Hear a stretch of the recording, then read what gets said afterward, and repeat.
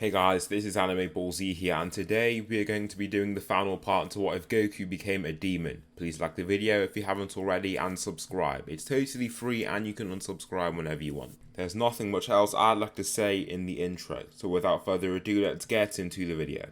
Slick talker since a jet. Winter time, all the time, ooh, yeah. Look at the way that I move, swag. Disrespectful and I'm rude, okay. I had cocaine in the school. During this time, Goku is stood within the realm created by Daiko. They're both stood ahead of each other, and here Goku is being given the additional abilities that he has been promised. The main ability that you've gained is Life Force Absorption. Instead of relying on me to draw that power from things around you, you can do that yourself. Eliminate those and take that energy from their soul to make yourself stronger, he explains.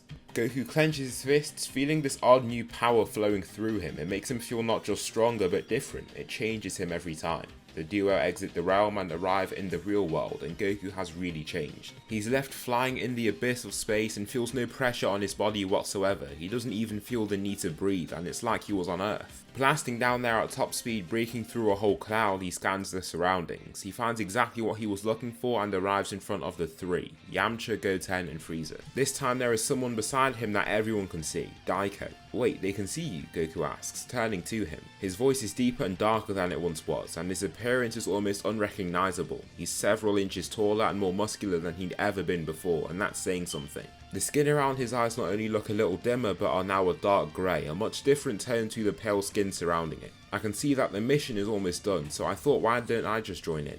I'll play my part, but I won't stay here. I'm sure you can handle whatever happens down here, he comments, before blasting up into the air. Goku turns to the trio and clenches his fists tightly. I really didn't think that you guys would be the evil I'd face. Look at the man you've joined forces with, Goku comments, pointing toward Frieza. Evil? You're calling us evil, Yamcha blurts out, stepping forward. He's had enough of this. How can Goku even say such a thing? Does he know what he's done? Does he know what he's caused? The torment he's forced him to endure, and he's done so for countless thousands across the planet.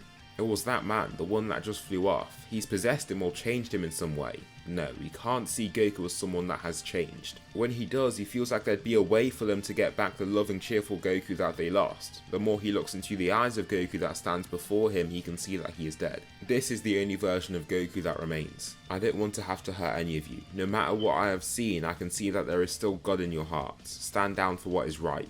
The irony is infuriating to Yamcha. He can't stand by and watch anymore. Solar Flare, he roars vehemently, stunning Goku. He grunts and holds his eyes in pain, then Yamcha goes in for a sudden advance, shouting he's letting out every bit of struggle and anger that has grown inside him into this one strike. The air roars around him during this leap and his knee crashes right into Goku's chest. Wolfang Fist, Yamcha shouts, pulling back both hands and shaping them like claws. His hands move like the wind, creating shock waves with each slamming into Goku's body. He looks like a different person entirely. The way he can just fire off attack after attack without any signs of slowing down. It's clear that he's put a lot of time into training and making himself stronger. After what seems like 20 seconds of continuous attacking, he can see that it's getting nowhere. Goku isn't even going anywhere. From beside him, a destructor disc goes zooming down and slices through his body, cutting off his hands and torso. Goku flinches slightly upon seeing this, but has a slight smirk on his face upon realizing that he can handle it now. It doesn't make him as sad and dejected as it used to. He knows that it's the right thing. All of these people are only standing in the way of peace. Yamcha's body parts flop onto the ground and his eyes drift off into the gloomy grey sky above them. A strike of lightning falls a few meters behind Goku, creating this dark silhouette of him. The induced fear emanating from his body is only intensified. As for Frieza and Goten, they thought that they'd conquered that feeling, but as it comes back, they can tell that they still fear him, even after so much training and dedication. This makes those feelings of weakness and inferiority well up inside Frieza again, but it doesn't make him want to stand back and run. No, it makes him want to fight and beat Goku. It seems like Goten won't even stop him from doing so this is the best time to get it done. A zombified Krillin appears from in front of Goku, screeching at the two remaining fighters. Frieza just flies straight out toward these fighters, aiming straight for the zombie ahead. Krillin aims a destructor disc at him, but Frieza flips right over it. He then shoots his foot down onto Krillin's bald head. Aiming for a vital point of this zombie, he managed to take it out in one single shot. He slides forward several meters after this single hit and creates a massive trail of dust behind him as he does this. Coming to a stop, he looks back to Goku and aims for him only to see Tien appear. Tri-beam, the dead zombie roars, with a dark voice. The golden blast fires off toward Frieza and knocks him off his feet. It's a surprisingly powerful blast, but he doesn't just run back into the fight. This is the weakest version of him after all. There's much more power in store for him to utilize. Roaring at the top of his lungs, his muscles bulge up and he ascends into his final form. Not only that, but he resorts to his buff 100% form. After training for so long, this isn't such a big stamina drain. It feels just as natural as the 50% form did as he was training. Blasting off toward Tien, he slips past an incoming tri-beam, grabbing him by the head to slam him into the rocky floor below. The ground quakes from this slam, and this even gains Goku's attention. Oh wow, he was not expecting this. He then reveals the powerful Majin Buu to complete the job, but not only that, he tries something else that he's been working on. Just by his side, Cell appears beside him and Buu shoots a beam to the adjacent zombie to turn him to chocolate. Absorbing him, a powerful fusion is formed. Majin Buu, Cell absorbed. This form of Buu is elegant and slim, just like the version of Gohan we had seen in the canon timeline. However, there are a few differences. There are a few green scales over his body, and he doesn't have Goku's gi, of course. His head also has the two insect-like appendages similar to Cell's. Go and defeat Frieza for me, don't fail, Goku orders. Buu just grunts upon hearing this, looking at him for a second before turning. Why do I have this urge to do whatever you say? Guess I don't have a choice in the matter, Buu states, before shooting forward at Frieza. He smashes his fist right into his face and draws blood on the first hit. This sort of power was not something Frieza was expecting. He follows with a sequence of explosive punches to his stomach, followed with a whipping kick aimed at the side of his head to launch him off course and toward Goten. His nose has been snapped in two and is profusely bleeding. Not only that, but he feels physically dazed. That hit did a number on him, and Buu is more than ready for more. Instead of getting back up to look ready to fight again, he just lets everything out as he remains on the ground. Clenching the dirt beneath, he shouts at the top of his lungs and the golden aura envelops him. His skin turns to that same hue and he takes a powerful step onto one foot before powering back up to both feet, now in his golden form. He turns back to Buu, who has a little more excitement on his face upon seeing this. Okay, let's see what we have here, he states, stretching his fingers before he readies himself for battle. Across the universe, another showdown is about to commence. That is between Daiko and the two gods of Universe 7, Whis and Beerus. Daiko, the Demon King, we state, swiveling his staff to aim it at him. Oh wow, why did you hear about that? Daiko asks, with a white cloak flowing down his back. After Dabra was defeated, you were able to take over the Demon Realm and capitalized on the power vacuum that appeared. You are now the king of the Demon Realm, Whis states. Before taking on this fight, Whis made sure to get as much information on the Demon Realm as possible. Even with the gods of Universe 7, they didn't know very much. However, upon going to people like the Old Kai and other Supreme Kais, he was able to get sufficient information. A lot of evil people get thrown into the Demon Realm, but they don't really know what happens in there. Well, you have heard a lot, however you don't know everything. In fact, you don't know enough. Instead of him powering up to look to fight, something else happens. A legion of warriors appears from the shadows that look grey and resemble beetles, the Tamagami. They all rushed forward in unison, but Beerus can see they're all far too slow. He strikes each one of these beetle warriors with one strike, taking out 6 of them in one fell swoop. However, the final burly one swings down what looks like a hammer onto him. The ground beneath cracks apart completely and it looks like Beerus has been hit well. Whis doesn't have a shred of concern on his face though, as Beerus lifts up the hammer with a single hand. I was hoping you'd be a little stronger. Looks like you just disappointed me in the end, Beerus says, swinging the hammer to the side to then smash his elbow into the larger Tamagami's face. The bodies of the Tamagami flop onto the others and all 7 have been defeated just like that. Oh wow, I wasn't expecting you to be that strong, Daiko says. What am I saying? I was, Daiko states, as Beerus makes his way out the hole he was thrown into.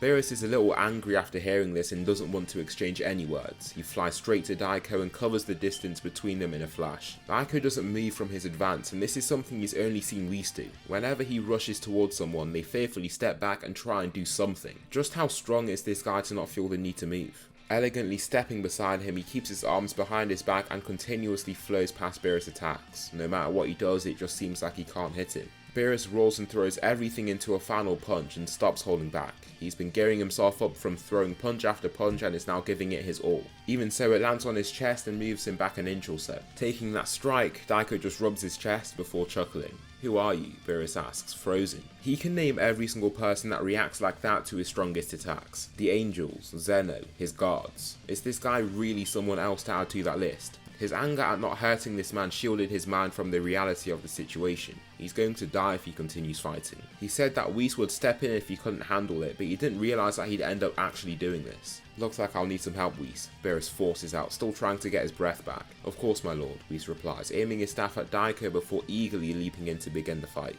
Swiveling his staff as he advances, a third eye appears on Daiko's forehead. It begins to glow brightly and a massive beam of energy fires out from it to hit Whis square in his chest. He isn't even fast enough to pull up his staff in time and is launched across the battlefield. The blast doesn't totally incapacitate him and he is able to roll before returning to his feet. However, the blast has scorched through his clothing and it did cause some minor damage. Looking straight at Beerus, it's like his body freezes up. Beerus even struggles to breathe as his chest seizes up too. What's happening? What has this demon done to me? This is the powerful third eye. Goku met a descendant of someone that was born with this ability, but it turns out that there are other ways to attain it. The Oculus Tertius. Seconds later, Beerus feels like he's free, but then he sees several grey warriors stood around him, the Gigaths of the demon realm. Now these aren't ordinary Gigaths, but something entirely different. They are massive, muscular and bulky, but they also have the same rotten, decayed frames that a zombie would. Their sclera are a midnight black with their eyes glowing a blood red colour.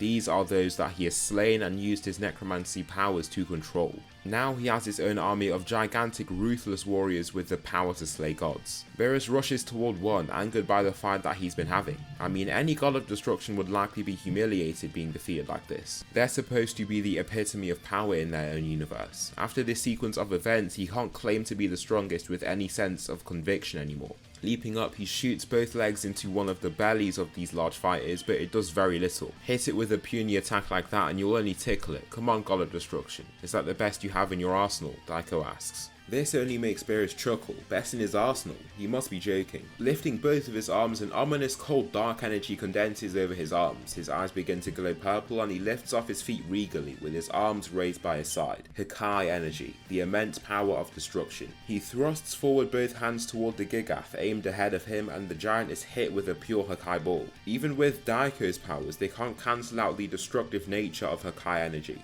The being has cracks scurry over its frame and it peefs out into a black cloud of smoke. A Gigath swings down what looks like a club from behind Beerus, aiming straight for the head. However, the god can sense this incoming attack and flips right over it. Attacks continue to come his way, but he carries on with a sense of focus and resolution that he shows very rarely. Even if he is in the face of a terribly powerful warrior, will he roll over and submit? No. Even if it's his last day alive, he'll give this ultimate battle everything that he has. Slamming a dark purple ki blast into a Gigath's chest, it also peefs away, then he continues singling out these targets and taking them out in this manner. Daiko is getting a little infuriated by this. He can sense that whenever they're hit with that blast, he can't summon them again. His Hakai blast really removes them from existence. Therefore, he steps in. Daiko aims his three eyes at the god that is now stood amongst a cloud of black smoke. Whis looks to enter the fight himself since Beerus did give him the green light to do so, but notices something odd. Beerus continuously clenches his fists and finds that the power that he was wishing to utilize is gone. Hakai, he can't summon destruction energy any longer. It brings him back to his early days of God of Destruction training many eons ago where he literally couldn't use the power properly. How can this be happening after so much time and experience? Don't want you doing that anymore.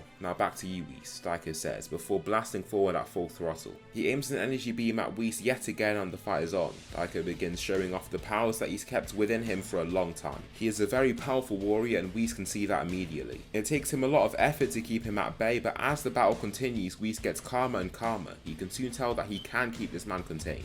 Daiko tries to hit him with one of the energy beams from the Oculus Tertius, but Whis swivels straight past it and swings his staff straight at his face, landing it cleanly. Before Daiko can attack again, Whis steps around him to swing in a kick straight onto his back. This sends the Saint stumbling forward and he looks forward with a strong intent to attack. Getting hit with such clean attacks has annoyed him and so he wants to get some get back. However, as he advances, Whis shoots his staff forward. He puts all his effort into the strike and the staff's head lands straight onto Daiko's chest. In the very next moment, there's a very audible crack and the Saiyan is lifted straight off his feet and truly launched back. Crashing into the ground, Whis rushes forward to not even give him the time to get up. Before he can, all he sees is the head of his staff aimed right in his face. I order you to stand down and to answer for your crimes committed in this universe. We must take you in so that you can be questioned further. Whis orders in the boldest voice that Beerus has ever heard him use. He usually has a calm, polite tone, but now that is completely gone. It seems that in the heat of this battle, a darker side to Whis has been brought out. No need, Daiko says, before turning to white light and vanishing.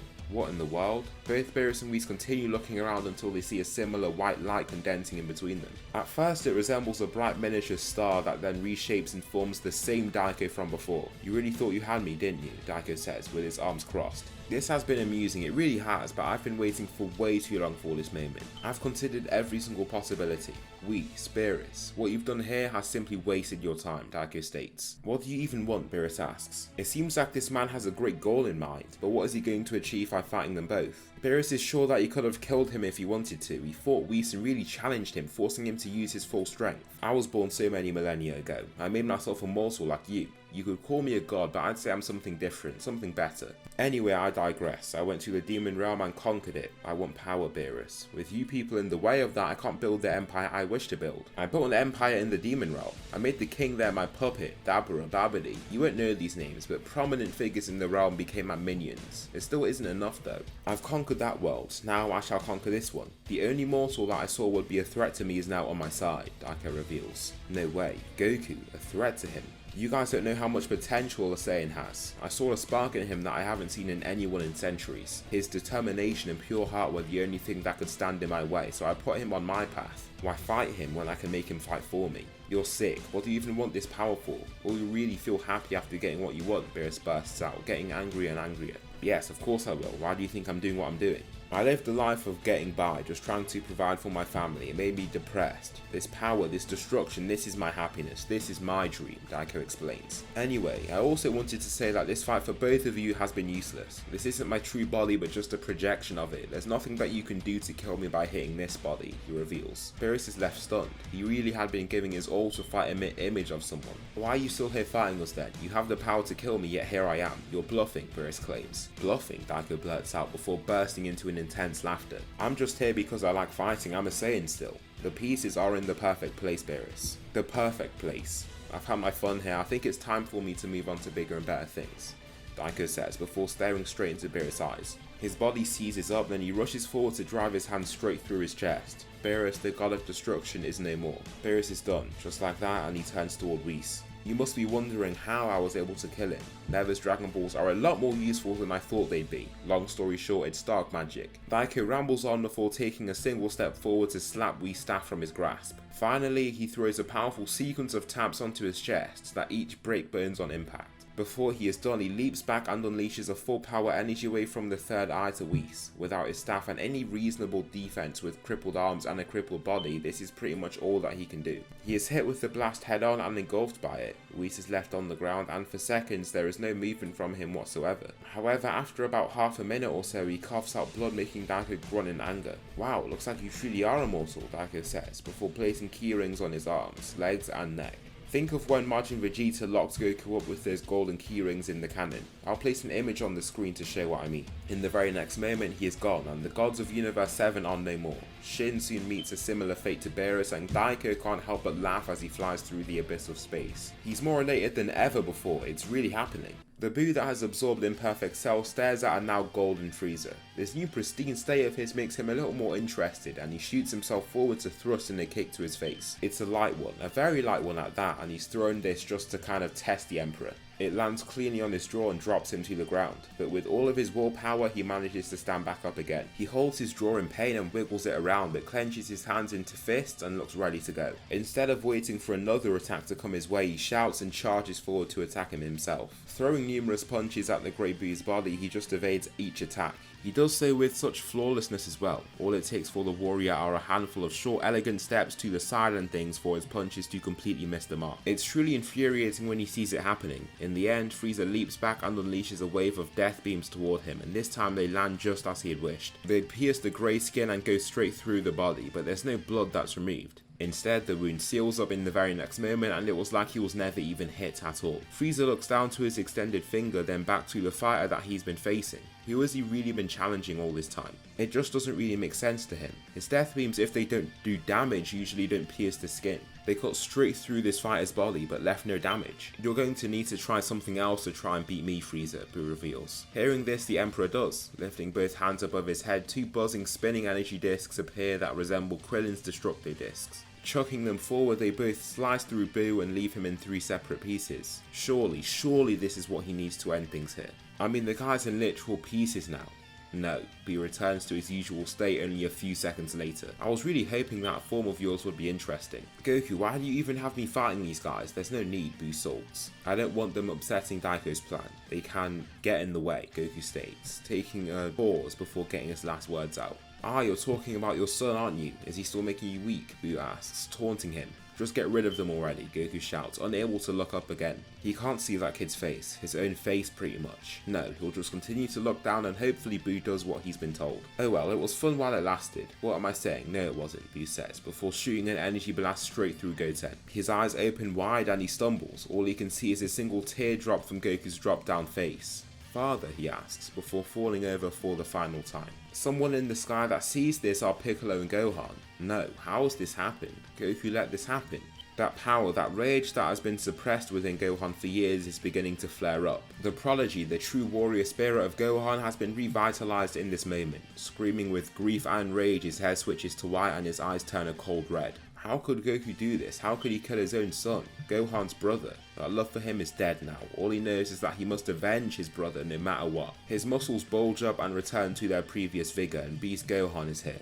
Goku and Frieza both see this from the skies, and he roars before diving down there as fast as he can. He lets out a trail of powerful silver energy and his eyes are dead set on Goku. He eventually lands before blasting off and aiming straight for him. He lands a punch onto his chest, and this punch isn't like any ordinary punch. It knocks the wind straight out of Goku and breaks his sternum. Before he can get launched off, he grabs onto one of his extended arms and pulls back vigorously to slam him into the ground. Goku's face exudes shock as he looks upon his son. Was he really hiding this flame of power inside of him this whole time? How is this possible? If not for the position that he's in right now, he'd be proud of his son. However, that power that he has right now is going to be an issue. Boo comes hurtling in from behind him and throws forward his arm while extending it like how Namekians can elongate their arms. However, Gohan steps to the side so all that the fist hits is an after image of him. Turning, he stares down Boo with his cold red eyes that even resemble his father's ironically. That darkness, that rage, Boo can see all of it, like father, like son. Leaping straight at him, he severs Boo's head off completely before pushing Boo's body back with a strong firm slam. This releases quite the shockwave, but Boo is far too durable for attacks like that. It isn't long at all before he is totally mended back up and returns to his usual state. Gohan, upon seeing this, remembers what happened with Boo when he had first met him. Shin explicitly told him to aim with everything that he had and for him to be cautious of his durability. He's seen that firsthand right now and needs to put his all into this. Placing his hands into his head with his palms facing outwards, he releases a full power Masenko at the being and hits him head on. The blast engulfs him and turns his softish body into hardened, scorched pieces of matter. They soon poof away and just turn to black smoke, leaving nothing behind. Gohan doesn't even take a glance at Golden Frieza that is stood before him and turns to Goku with his same blood red eyes. He is now raised as Goku has healed his own injuries. Gohan clenches his fists and can feel tears welling up. Why did you do that to Goten? He's your son, have you forgotten? I'm your son, Gohan shouts as his hair begins to shorten. As much as he wants to rush in there and hurt his father, he can't. He just doesn't have it in him to do it. Goku takes a few seconds to reply. It's clear that this isn't easy for him still. I want to achieve peace and prosperity for our universe. All of you are ignorant to that dream and can't be in that with me. I wish you could, but I know all of your natures. To achieve true good, I need to get rid. Do you really believe that? Who's told you that this is peace? Where is the peace, Goku? Your son is dead at your own hands. It seems like you even want me dead as well. What about Chi-Chi? What sort of peace is she going to live in with her kids gone? Maybe you want her dead as well. Yamcha, Tien, Krillin, pure-hearted people. I mean, Goten can ride the Nimbus. How can he be against peace? Gohan elaborates. This thought is something Goku hasn't had for a while, and it's something that he can't easily contest. The Nimbus. His son Goten could fly the flying Nimbus. But no, he could fly the Nimbus and he definitely still could. Maybe the Nimbus is just wrong then, its criteria is just wrong. Goku's thoughts continue to go haywire as he considers this thought more deeply and Gohan cuts off the silence. I know for a fact that you can't ride that Nimbus anymore, father. Look at what you've become. You've been manipulated. You've really changed, Gohan reveals. Goku hates this thought continuing to go through his mind. He doesn't want to think about it anymore. Roaring vehemently, he begins using Super Saiyan God and creates a crater from his power alone. Now this is the power that Goku has been keeping stored inside. As Goku does this, Gohan feels the need to power up himself as he enters his beast mode again. Before Goku can take another step forward though, a beam of light goes straight through Gohan's neck and decapitates him. His head flops to the side and his body also falls in this lifeless manner. "You were taking too long, Goku. How come Frieza's still here as well?" Daiko asks as he appears, shooting 5 death beams straight through Frieza's whole body. The Emperor falls to the ground and every threat to Goku here is now gone. "Come on, we have some work to do," Daiko states, tapping him on the shoulder. "Wait, I'll follow you in a second. There are some people that have to go first," Goku explains. "Now that's the spirit. I'll come back when you're ready," Daiko explains, before vanishing. Goku turns, then rushes away to call upon his good old Nimbus. He stands atop a mountain with the dark grey clouds rumbling with thunder above him. The yellow cloud floats right there in front of him, but he just continues to stand there frozen. As much as he wants to test out Gohan's claim, he just can't bring himself to do it. "Just do it," Goku shouts. He leaps off the hill to see his feet face right through the golden cloud. His body follows suit and all he can see is the yellow cloud receding further and further from him. Soon he hits the nearby mountainside and just lets himself roll down the whole thing. His eyes just roll with him as he's so stuck in his own thoughts. Slowly he comes to a stop with his body covered in dirt and rubble as he looks to the sky. His pure heart is gone.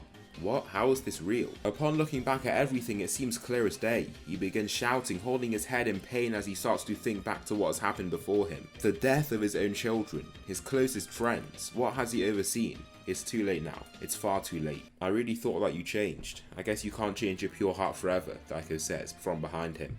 As Goku begins to turn, a laser beam fires straight through his chest. Coughing blood, he stumbles forward until laser blasts relentlessly blast through his whole body. After this ruthless assault, he falls to the ground to see a dark purple blast aimed at his face. "Goodbye, Goku," Daiko says, grabbing him. Their bodies both light up from this, and the entire surrounding area turns to white light. Those on Earth can feel this rumbling beneath their feet, and it turns the planet to chaos. Even the sturdiest towers come tumbling down, and the remaining humans that are alive feel shocked. Master Roshi, Chaozu, Puar, there aren't many that remain, but they've come together in this perilous time. The light dies down, and only Goku's body remains, standing there. Daiko taps his new body with a smile on his face. "Just as I wanted. I was thinking I could have a partner in crime, but oh well, I'm fine with this," he states as the third eye opens on his new body. He then vanishes and appears in Zeno's palace. The guards aim their weapons forward as soon as a single particle of white light appears to announce his presence. "Greetings, my gods," Daiko states as a dark purple spear appears. "Time to get rid of you," he claims. "Hakai has no effect on us," the Grand Priest states. Driving this spear into the guard to Zeno's right, he grabs the spear only to feel his hands decaying away.